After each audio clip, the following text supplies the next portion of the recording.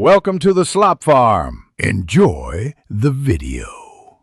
In this video, I will explain how to set up reminders in Notion. First, open any Notion page or database where you want to add a reminder. You will need to ensure a date property is present. If not, add a new property and select date from the options. This foundational step is crucial for all reminder functionalities.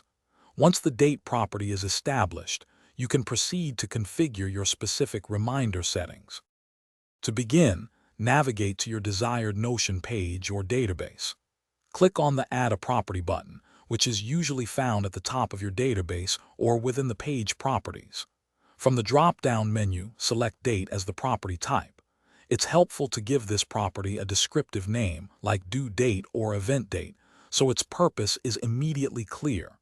This property will serve as the anchor for all your reminder settings.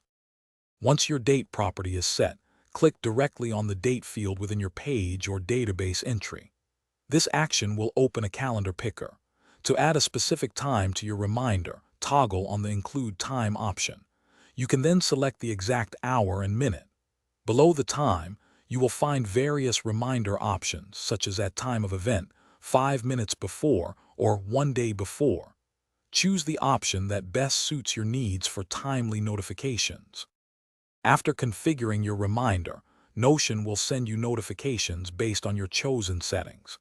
These reminders typically appear as desktop notifications and can also be sent to your email address, depending on your personal Notion notification preferences. You can review and adjust these preferences in your Notion settings.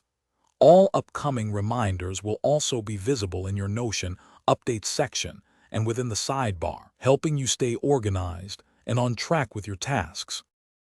Thanks for watching. Consider subscribing if we helped you today.